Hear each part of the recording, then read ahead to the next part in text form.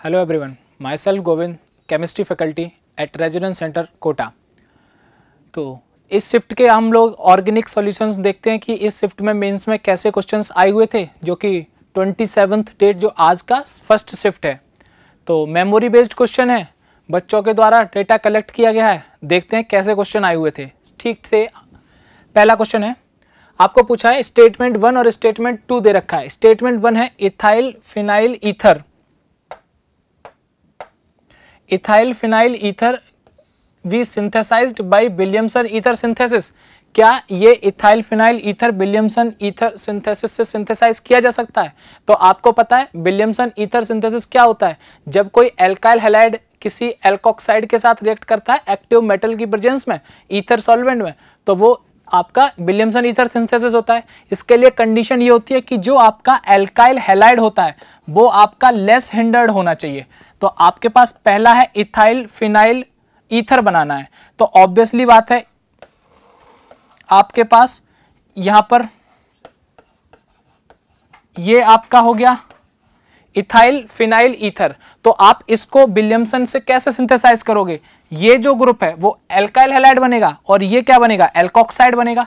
तो देखो मैं PHO नेगेटिव एल्कोक्साइड बना लिया। इसकी रिएक्शंस इथाइल के साथ करा दो, क्योंकि यही आपका लेस हिंडर्ड एल्काइल हैलाइड बन सकता है। तो ये क्या करेगा? इस पर अटैक करेगा, इस लीविंग ग्रुप को बाहर करेगा।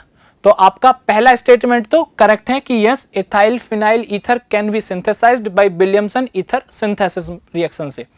सेकंड स्टेटमेंट देखो, when bromo benzene react with sodium ethoxide ethyl phenyl ether is form. वो कह रहा है कि ब्रोमोबेंजीन, ये रहा आपका एक ब्रोमोबेंजीन, इसकी रिएक्शन सोडियम इथॉक्साइड से कराया। क्या ये रिएक्शंस में आपको इथाइल फिनाइल ईथर देगा? तो सुनो, ये क्या है? एक न्यूक्लियोफाइल। अगर ये इस पर रिएक्शन करके इसको बाहर निकाल दे तब तो ये रिएक्शन देगा, पर क्योंकि ये जो ब्रोमीन है इसके पास लोन पेयर है, यहां पर एक partially double bond character generate हो जाएगा, तो ये बॉन्ड ब्रेक ही नहीं हो पाएगा। जब ब्रेक नहीं हो पाएगा तो ये रिएक्शन ही नहीं होगी। तो यहां पर ये स्टेटमेंट सेकंड इनकरेक्ट है। देखो न्यूक्लियोफाइल का सब्स्टिट्यूशन हो रहा है, तो बेंजीन तो एडिशन शो करता है ना, सब्स्टिट्यूशन तो शो करेगा नहीं, एरोमेटिसिटी लॉस्ट होगी। तो सिंपल है कि ये न्यूक्लियोफाइल यहां पर डबल बॉन्ड कैरेक्टर आ जाने के कारण ये ब्रोमीन बाहर एज ए लीविंग ग्रुप नहीं जाएगा। तो due to the double bond character CBr bond in bromobenzene reactions with sodium ethoxide is not possible. तो आपका स्टेटमेंट 1 जो था वो करेक्ट था, स्टेटमेंट सेकंड इनकरेक्ट है। तो आपका आंसर कौन सा हो गया? Statement 1 is correct, statement 2 is incorrect. Simple question था। नेक्स्ट क्वेश्चन देखो, देखो मैकेनिज्म बेस है, सिंपल है। आपको सोडामाइड NaNH2 के साथ रिएक्शंस कराइए, क्या है? बेस होता है, और ये देखो एल्काइन है, इस कार्बन से H जुड़ा होगा, तो ये बेस क्या करेगा? इस H को H+ लेगा, क्योंकि एसिडिक H है। तो यहां क्या जनरेट होगा? यहां नेगेटिव Na पॉजिटिव। अब ये न्यूक्लियोफाइल है, ये sp3 लीविंग ग्रुप है कार्बन पर, तो ये बैक SN2 अटैक करके इस लीविंग ग्रुप को बाहर करेगा।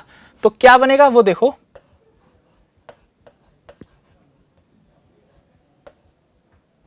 ये कार्बन जुड़ेगा और यहां पर ये ट्रिपल बॉन्ड और ये 2 कार्बन। तो आपका A तो बन गया ये। फिर बोल रहा है कि H2PDC के साथ रिएक्शंस करा दी। ये क्या करता है? रिड्यूसिंग, ये इस ट्रिपल बॉन्ड को सिंपल से रिड्यूस करेगा, HH का एडिशन करेगा, तो सिंपल एल्केन बनाएगा यहां पर।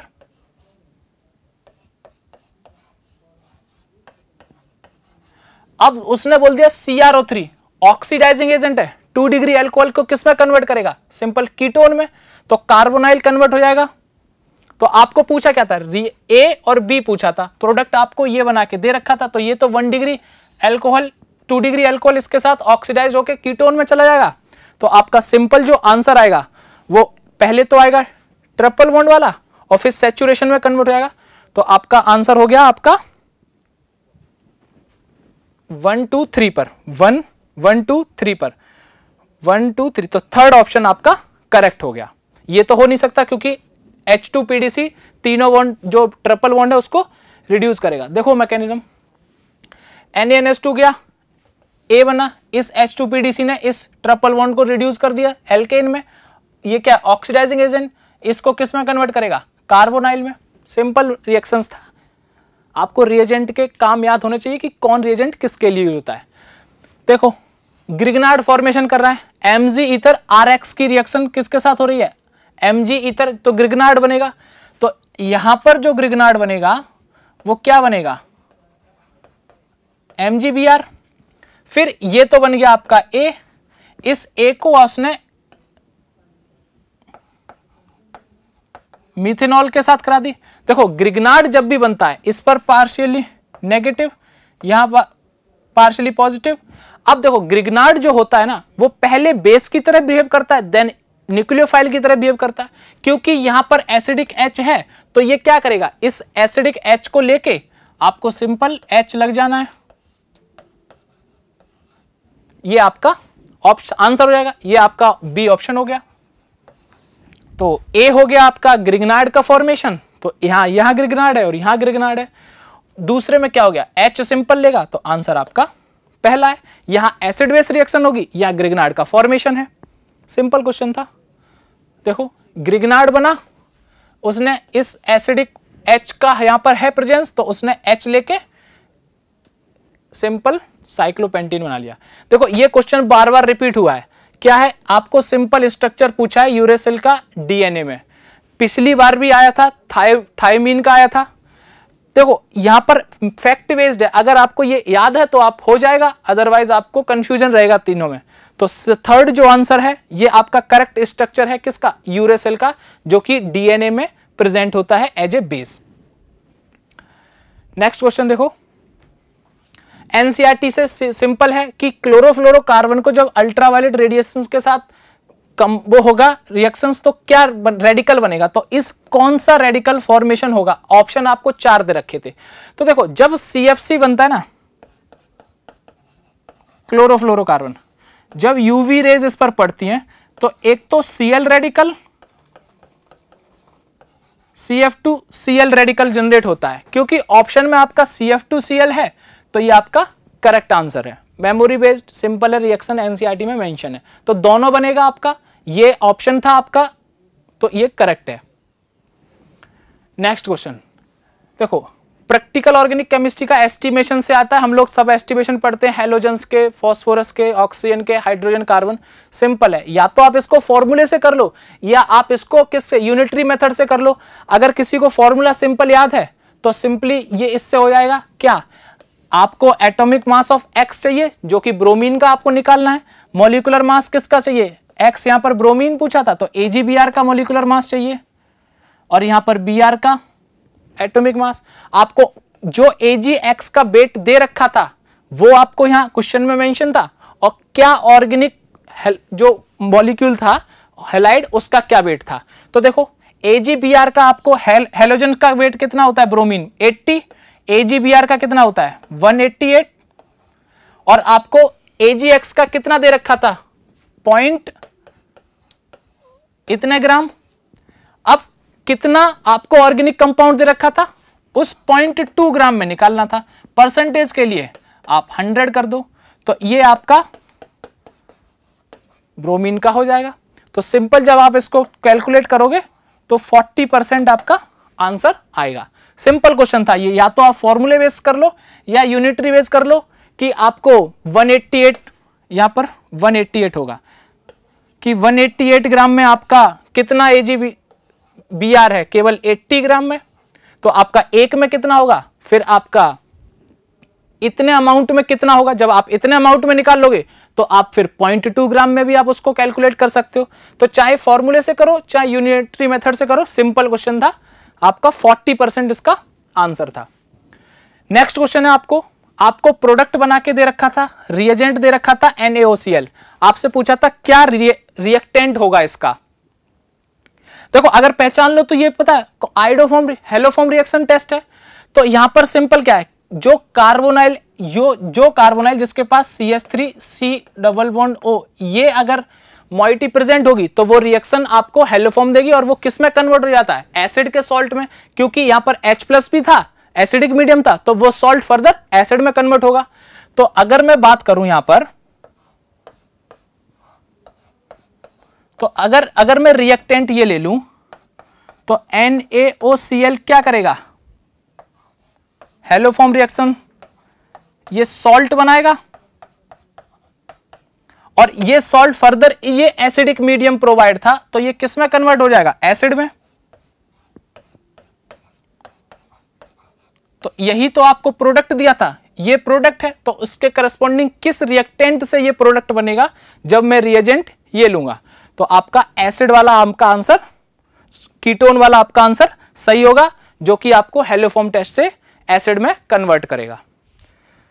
सॉल्यूशन देख लो, कार्बोनाइल है, हेलोफॉर्म रिएक्शंस कन्वर्ट कर देगा इसको एसिड में।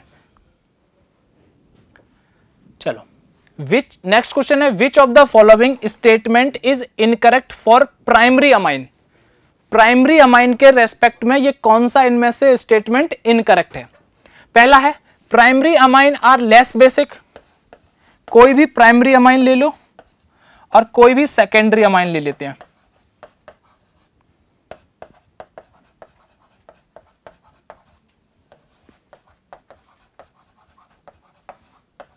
चलो वो कह रहा है primary amine are less basic than secondary, गलत बात है। ये तो देखो 2 प्लस आई लगा रहे हैं, यहां पर तो इलेक्ट्रॉन डेंसिटी ज्यादा हो रही, तो मोर बेसिक तो ये होगा, तो पहला स्टेटमेंट तो गलत, पहला स्टेटमेंट करेक्ट है क्योंकि प्राइमरी अमाइन लेस बेसिक है देन सेकेंडरी अमाइन से।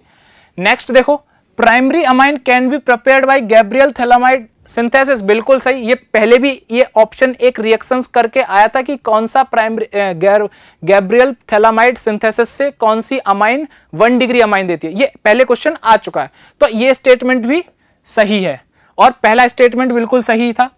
दूसरा देखो, intermolecular association is more in primary amine than secondary amine, बिल्कुल सही है। आपके पास इंटरमोलिकुलर हाइड्रोजन बॉन्डिंग के लिए इसमें 2 H अवेलेबल है, जबकि 2 डिग्री में केवल 1 H अवेलेबल है, तो इसमें जो इंटरमोलिकुलर एसोसिएशन होगा वो ज्यादा होगा, तो ये स्टेटमेंट भी सही है। नेक्स्ट है कि primary amine on reaction with nitrous acid give yellow oily liquid. जब 1 डिग्री अमाइन, जब हम अमाइन के टेस्ट पढ़ते हैं तो वहां हम जब NaNO2 और HCl के साथ रिएक्शंस करते हैं, जो प्राइमरी अमाइन होता है वो आपका अल्कोहल देता है, 2 डिग्री अमाइन नाइट्रो जो कि येलो ऑयली लिक्विड देता है, और 3 डिग्री रिएक्शंस नो रिएक्शंस करता है। तो यहां पर उसने पूछा है primary amine on reaction with nitrous acid give yellow oily, ये गलत है। प्राइमरी अमाइन अल्कोहल देता है जबकि सेकेंडरी अमाइन वो येलो ऑयली लिक्विड देता है, तो आपका ये स्टेटमेंट इनकरेक्ट है। तो इससे पूछा था कि कौन सा स्टेटमेंट इनकरेक्ट है रिगार्डिंग प्राइमरी अमाइन, तो आपका 4th आंसर सही है जो कि इनकरेक्ट है। Primary amine on reaction with nitrous acid give alcohol, बिल्कुल मेमोरी बेस्ड क्वेश्चन है। आपसे पूछा है, कुछ ड्रग्स के स्ट्रक्चर दे रखे थे, आपसे पूछा था कि कौन सा ड्रग्स किस क्लास से बिलोंग करता है, तो ये कुछ ड्रग्स दे रखे थे ABCD, आपको ये बताना था कि जैसे ABCD are narcotic analogue, BC and narcotic analogue, C and D are tranquilliser, या ABC आर ट्रांसक्युलाइजर। आपको पता है नार्कोटिक्स और नॉन नार्कोटिक्स दोनों क्लास हैं किसके, एनालॉग्स के, एनालॉजिक के। अब देखो, या एक तो मॉर्फिन और हीरोइन, ये दोनों कौन सा क्लास है, एनालॉजिक्स के, लेकिन आपको A और B दे क्या रखा है, इस नार्कोटिक में D भी इन्वॉल्व कर रखा है, तो ये ऑप्शन गलत। इस नार्कोटिक में A इन्वॉल्व नहीं है, तो बिल्कुल गलत, क्योंकि A और B तो दोनों नार्कोटिक ड्रग्स से बिलोंग करते हैं, जबकि C और D है, जो C और D है वो एक ट्रांसक्युलाइजर है, बिल्कुल। बेलियम एंड सिरोटिनियम जो ये दोनों ड्रग्स हैं, ये ट्रांसक्युलाइजर ड्रग्स की फैमिली से बिलोंग करते हैं। तो ये फैक्ट मेमोरी बेस्ड क्वेश्चन था, NCERT में इसके स्ट्रक्चर्स बने हुए हैं, वहां से बिल्कुल NCERT बेस्ड था, तो ये फैक्ट बेस्ड था, इसमें तो जो करना नहीं था आपको आता था तो ये सही होता, अदरवाइज तो गलत ही होता। तो इस तरीके से ये कुछ क्वेश्चंस थे जो कि मेमोरी बेस्ड थे, आपने इनके सॉल्यूशंस देख लिए। आई होप क्वेश्चंस पुराने जो भी पेपर आए हुए हैं उनसे कहीं ना कहीं हर पेपर में मिलते जुलते ऑप्शंस आपको मिल ही जाते हैं। तो अब तक की जो एनालिसिस की गई है कि कैसे एग्जाम में क्वेश्चंस आने की पॉसिबिलिटी है, तो आप एक बार जाने से जब भी एग्जाम में जाएं तो प्रीवियस ईयर्स जो आए हुए पेपर है ना उनको एक बार अच्छे से पढ़ के जाएं, क्योंकि हर वहां का कोई ना कोई ऑप्शंस आपको हर एक पेपर में एक क्वेश्चन की फॉर्म में दिख जाता है। तो क्या पता कोई ऑप्शन क्वेश्चन बना दे, तो आप पुराने पेपर को जरूर एनालाइज करके जाएं। तो थैंक यू, आई होप आपका पेपर अच्छा गया होगा। Thank you.